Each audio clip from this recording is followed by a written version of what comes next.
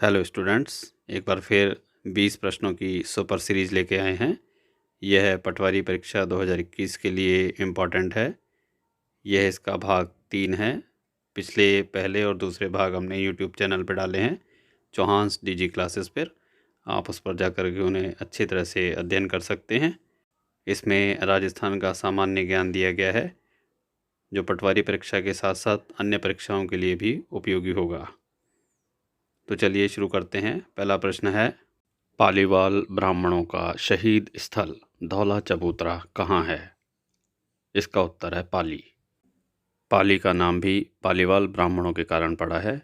पालीवाल ब्राह्मणों ने विदेशी आक्रांताओं से इस क्षेत्र की रक्षा की और बलिदान दिया था। इसीलिए इनके सम्मान में यहाँ धौला चबूतरा है, जहाँ इनसे संबंधित कई वस्तुओं का संग्रह किया गया है। ऐतिहासिक प्रमाणों के अनुसार जलालुद्दीन खिलजी ने भी 1291 ईस्वी में यहाँ आक्रमण किया था।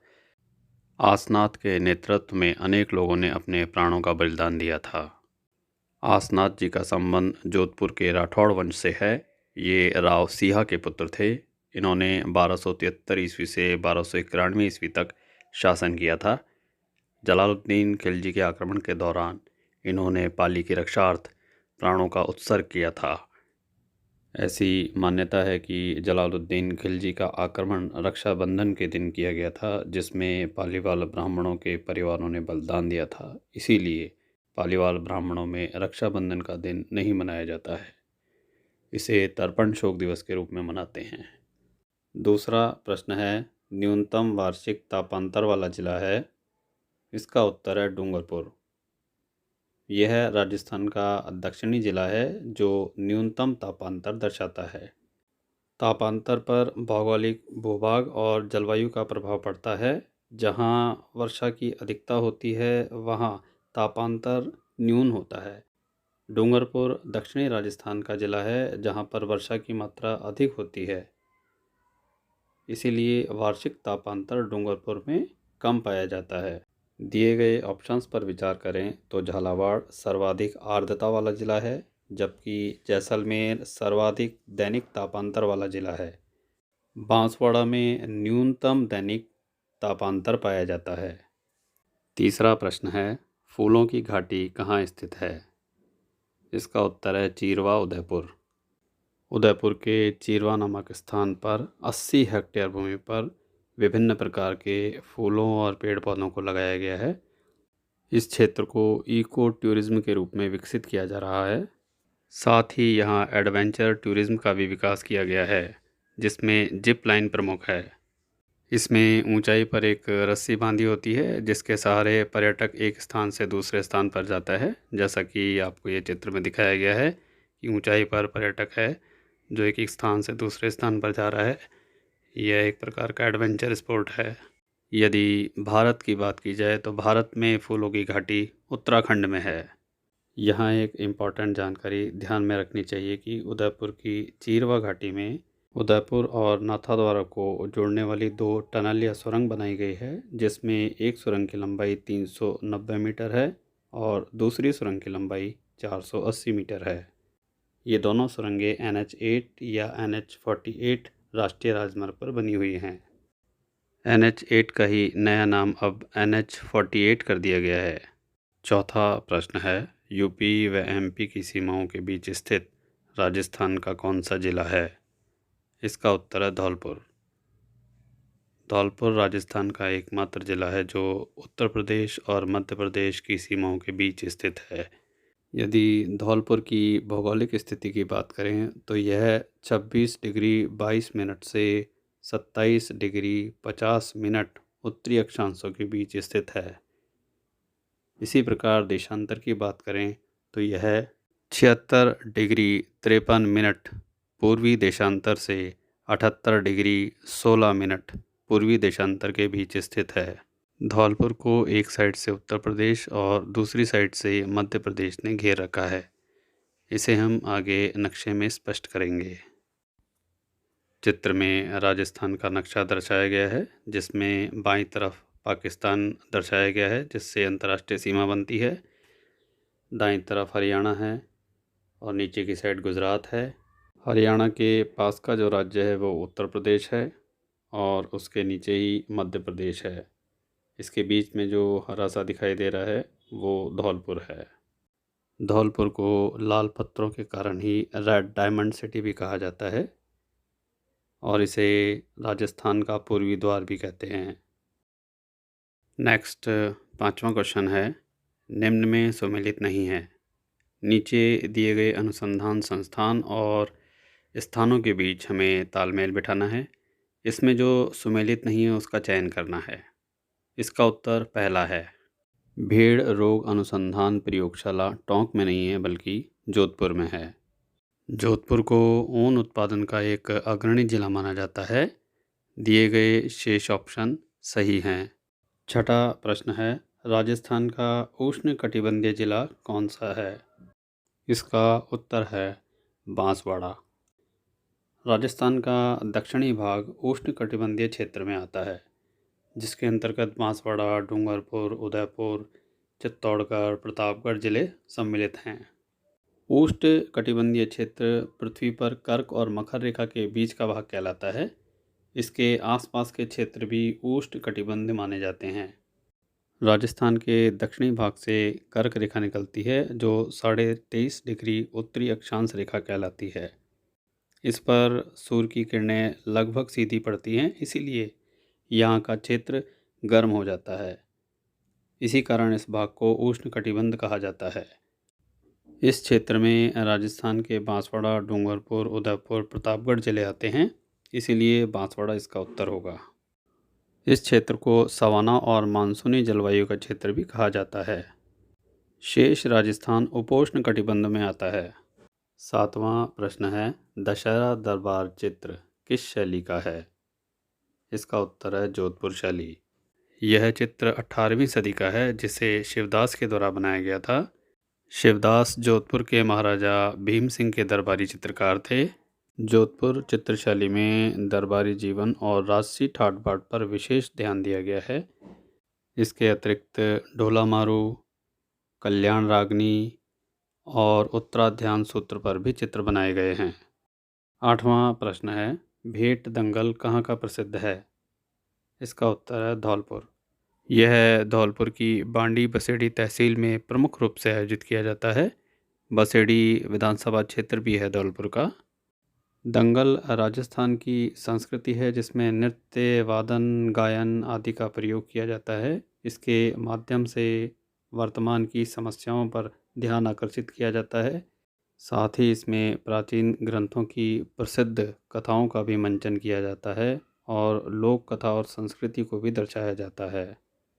आधुनिक इलेक्ट्रॉनिक माध्यमों के बीच दंगल एक मनोरंजन का प्रमुख साधन अभी भी ग्रामीण क्षेत्रों में बना हुआ है। 9वां प्रश्न है, निम्न में असंगत कौन है? नीचे दिए गए कॉम्बिनेशंस में असंगत को हमें छांटना है। इसका उत्तर 4 है। मीरपुर के जैन मंदिर चित्तौड़गढ़ में नहीं है बल्कि सिरोही ज़िले में है। यह जैन मंदिर 9वीं सदी का जैन मंदिर है जो 23वें तीर्थंकर पार्श्वनाथ को समर्पित है। इस मंदिर पर तत्कालीन गुजरात के शासक महमूद बेगड़ा के द्वारा भी आक्रमण किया गया था। बाद में इसका जीर्णोद्धार किया गया। चित्र में यह मंदिर दर्शाया गया है। इसमें रणकपुर और देलवाड़ा दोनों के मंदिरों की प्रतिकृति दिखाई देती है। इसे राजस्थान में प्राचीन मंदिरों में से एक मंदिर माना जाता है। दिए गए सभी शेष ऑप्शंस सही हैं। 10वां प्रश्न है, सीकर शहर की स्थापना किसने की थी? इसका उत्तर है राव दौलत सिंह। सीकर का पुराना नाम वीरभान का बांस था। इसी गांव के ऊपर सीकर शहर की स्थापना या नींव रखी गई थी, जिसे राव दौलत सिंह के द्वारा 1687 ईस्वी में रखा गया था। राव शिव सिंह ने इसे सीकर नाम दिया था। सीकर को प्राचीन काल में शिखर या श्रीखर के नाम से भी जानते थे। राव कल्याणमल के द्वारा सीकर की बागडोर 1954 में राज्य सरकार को सौंप दी गई थी। राव कल्याणमल सीकर रियासत के अंतिम शासक माने जाते हैं। सीकर को हार्ट ऑफ शेखावाटी या शेखावाटी का हृदय स्थल भी कहा जाता है। 11वां प्रश्न है, माता सुख खदान कहाँ है? इसका उत्तर है नागौर। यह खदान नागौर ज़िले में है। इसके अंतर्गत लिग्नाइट कोयला मिलता है। इसकी खोज 2004 में की गई थी, लेकिन वर्तमान समय में यहाँ ज़मीन खिसकने की अनेक घटनाएं हो रही हैं, जिस कारण ये चर्चित है। लिग्नाइट कोयले में 45 से 55% कार्बन होता है। यह तृतीय श्रेणी का कोयला माना जाता है। राजस्थान में सबसे अधिक लिग्नाइट खदान वाला क्षेत्र बीकानेर में पलाना में है, लेकिन माता सुख खदान नागौर में है। भारत की बात करें तो सबसे अधिक कोयला झारखंड में मिलता है। 12वां प्रश्न है, राजस्थानी भाषा साहित्य व संस्कृत अकादमी कहाँ है? इसका उत्तर है बीकानेर। इसकी स्थापना 25 जनवरी 1983 को की गई थी। यह अपनी एक मासिक पत्रिका भी निकालता है, जिसका नाम है जागती ज्योत। इस संस्था का उद्देश्य है राजस्थानी भाषा और साहित्य को बढ़ावा देना। साथ ही ये दूसरी प्रसिद्ध पुस्तकों के अनुवाद राजस्थानी में करता है और राजस्थानी प्रसिद्ध ग्रंथों के अनुवाद अन्य भाषाओं में करता है। राजस्थान का प्रसिद्ध सूर्यमल मिशन पुरस्कार इसी संस्था के द्वारा दिया जाता है। इसके अंतर्गत 71,000 रुपये की राशि प्रदान की जाती है।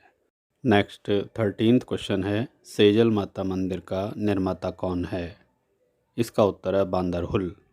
यह मंदिर 11वीं सदी में बांदरहुल के द्वारा बनाया गया था। यह मंदिर सोजत पाली में है। सेजल माता के नाम पर ही सोजत का नाम पड़ा है, जबकि प्राचीन काल में सोजत को ताम्र नगरी कहा जाता था। सेजल माता तत्कालीन शासक त्रवन सेन की पुत्री थी। इनकी मान्यता राजस्थान में लोक देवी के रूप में है। इन्हें राजपूत वंश के अतिरिक्त अन्य जाति के लोग भी कुल देवी के रूप में पूजते हैं। नेक्स्ट 14th क्वेश्चन है, नंदीश्वर तीर्थ कहाँ है? इसका उत्तर है सिरोही। नंदीश्वर तीर्थ सिरोही में है, जो महावीर स्वामी से संबंधित है। यह एक जैन तीर्थ स्थल है। जैन धर्म ग्रंथों और ऐतिहासिक प्रमाणों से स्पष्ट होता है कि महावीर स्वामी अपने 37वें वर्ष में राजस्थान के सिरोही जिले में आए थे। महावीर स्वामी के बड़े भाई नंदीवर्धन ने सिरोही में नंदीश्वर तीर्थ या नंदीश्वर मंदिर का निर्माण कराया था। इस मंदिर में महावीर स्वामी की प्रतिमा विराजमान है। ऐसी मान्यता है कि नंदीश्वर तीर्थ महावीर स्वामी के जीवन काल में ही निर्मित किया गया था, इसीलिए यह जीवंत महावीर स्वामी तीर्थ कहलाता है। 15वां प्रश्न है, जालौर का हरजी गांव किस लिए प्रसिद्ध है? इसका उत्तर है मामाजी के घोड़े। राजस्थान में मामाजी लोक देवता हैं, जो वर्षा के लोक देवता माने जाते हैं। इनकी पूजा के लिए लकड़ी या मिट्टी के घोड़ों का पूजन किया जाता है। इनकी कोई मूर्ति या स्वरूप नहीं होता। ऐसे राजपूत योद्धा जो वीर गति को प्राप्त हो जाते हैं, उन्हें मामाजी के रूप में पूजा जाता है। मामाजी मुख्यतः शेखावाटी क्षेत्र के लोक देवता हैं, लेकिन राजस्थान में इनकी मान्यता सभी जगह है। शेखावाटी क्षेत्र में लकड़ी के घोड़े पूजे जाते हैं, जबकि जालौर में मिट्टी के घोड़ों का पूजन किया जाता है या मिट्टी के घोड़े बनाए जाते हैं। मामाजी लोक देवता का सबसे बड़ा मंदिर सीकर में स्यालोदरा में है। इन्हें धानेरोवीर या सोनगरा के मामाजी के नाम से भी जानते हैं। 16वां प्रश्न है, दादू पंथ के पंचतीर्थ में सम्मिलित नहीं है। इसका उत्तर है कंटालिया। जिन जिन स्थानों पर दादू दयाल जी गए, उन्हें पंचतीर्थ का नाम दिया गया है। इसमें कल्याणपुर, भैराना, नारायणा, आमेर और सांबर सम्मिलित हैं। ये सभी स्थल जयपुर ज़िले में स्थित हैं। नारायणा दादू पंथियों का प्रमुख तीर्थ स्थल है, जबकि सांभर में ऐतिहासिक प्रमाणों के अनुसार बादशाह अकबर ने दादू दयाल से मुलाकात की थी। भैराना स्थान पर दादू दयाल जी ने समाधि ली थी। दादू पंथियों के पूजा स्थल को अलख दरीबा के नाम से जानते हैं। नेक्स्ट 17वां प्रश्न है, वाकया राजस्थान पुस्तक के लेखक कौन हैं? इसका उत्तर है ज्वाला प्रसाद माथुर। ज्वाला प्रसाद माथुर मारवाड़ के प्रसिद्ध लेखक हुए हैं। उन्होंने 1848 में राजस्थान के इतिहास की जानकारी वाक़या राजस्थान पुस्तक में दी है। इन्होंने जनरल टॉड की किताब एनल्स ऑफ राजस्थान की तर्ज पर वाक़या राजस्थान पुस्तक लिखी है। 18वां प्रश्न है, सिली क्या है? इसका उत्तर है, यह पवनों का एक प्रकार है। स्थानीय लोगों के द्वारा विभिन्न प्रकार की पवनों को स्थानीय नाम प्रदान कर दिए जाते हैं। गर्मी में चलने वाली पवनों को जैसे लू कहा जाता है, उसी प्रकार राजस्थान में ठंडी पवनों को सिली कहा जाता है। यह पवनें पौष माह में चलती हैं। आधुनिक कैलेंडर के अनुसार 10वां महीना अर्थात अक्टूबर का महीना पौष कहलाता है। 19वां प्रश्न है, कोटा प्रजामंडल का प्रथम अधिवेशन 1939 में कहाँ हुआ था? यह मांगरौल में आयोजित किया गया था। मांगरौल वर्तमान में बारां जिले में है। जब तक बारां नया ज़िला नहीं बना था तब तक यह कोटा में था, लेकिन अब यह बारां जिले में है। इसकी अध्यक्षता पंडित नैनोराम शर्मा के द्वारा की गई थी। कोटा प्रजामंडल हाड़ौती प्रजामंडल का ही एक भाग है, लेकिन कोटा में प्रजामंडल की अलग से शुरुआत 1938 में की गई थी। इसकी शुरुआत पंडित नैनोराम शर्मा और प्रभुलाल व्यास के द्वारा की गई थी। 20वां प्रश्न है, शाहपुरा में पूर्ण उत्तरदायी सरकार का गठन कब किया गया था? इसका उत्तर है 14 अगस्त 1947। राजस्थान की यह ऐसी छोटी रियासत थी जहां सबसे पहले पूर्ण उत्तरदायी सरकार का गठन किया गया था। इसका गठन गोकुललाल असावा के नेतृत्व में किया गया था। गोकुललाल असावा को शाहपुरा में संविधान निर्माण समिति का अध्यक्ष बनाया गया था। उन्हीं के नेतृत्व में यह समिति गठित की गई थी और बाद में उन्हें वहाँ का प्रधानमंत्री बना दिया गया था।